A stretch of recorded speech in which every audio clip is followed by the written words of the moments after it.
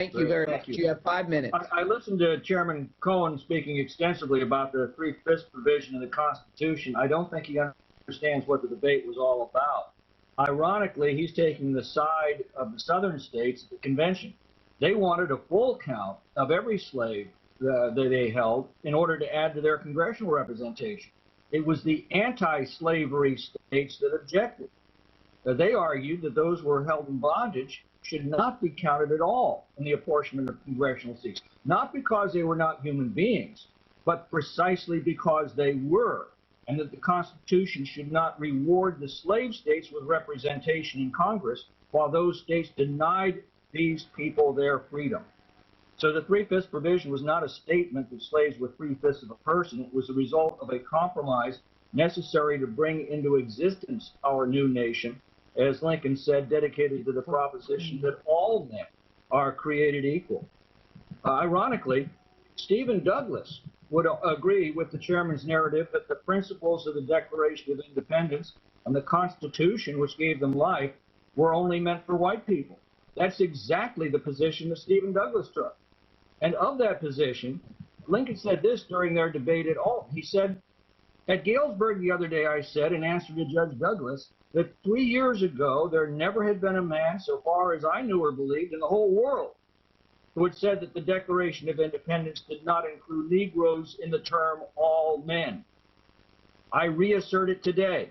I assert that Judge Douglas and all his friends may search the whole records of the country, and it will be a matter of great astonishment to me if they shall be able to find that one human being 3 years ago had ever uttered the astounding sentiment that the term all men in the Declaration did not include the Negro. I believe the first man who ever said it was Chief Justice Taney in the Dred Scott decision. And the next to him was our friend Stephen A. Douglas. And now it's become a catchword of the entire party. And when this new principle, this new proposition that no human being ever thought of 3 years ago was brought forward, I combat it as having an evil tendency, if not an evil design, end quote. In fact, in his Cooper Union speech a year and a half later, Lincoln systematically dismantled this argument by tracing the votes of every one of the American founders who consistently opposed slavery whenever the issue arose. He meticulously documented that their vision was of a nation of free men and women of all races and religions together, enjoying the blessings of liberty and the equal protection of our laws. That vision was put in modern terms by Martin Luther King, who expressed the gold standard of racial harmony, that we should be judged by the content of our character and not the color of our skin. It is the equal protection of the law and the vision of the American founders, of Abraham Lincoln, of Martin Luther King, of a colorblind society that is now directly under attack by measures like this. I can't imagine a more divisive, polarizing, or unjust measure than one that would, by government force, require people who never owned slaves to pay reparations to those who never were slaves, based not on anything they'd done, but because of what race they were born. Fortunately, we have a Constitution that forbids such an injustice. Some of those provisions were won by hundreds of thousands of Americans like my ancestor, James H. Ewing, of the 3rd Iowa Volunteer Infantry Regiment.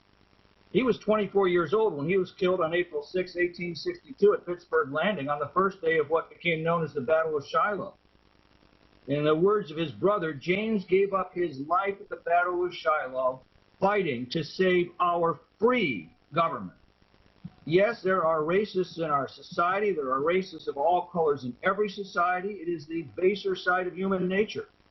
But no nation has struggled harder to transcend that nature and isolate and marginalize its racists than have Americans. Racism is the practice of according rights and privileges not based on equality under the law, but rather according to what race a person was born. The measure before us today exemplifies that practice, and Lincoln was right. It is evil in both its tendency and its design.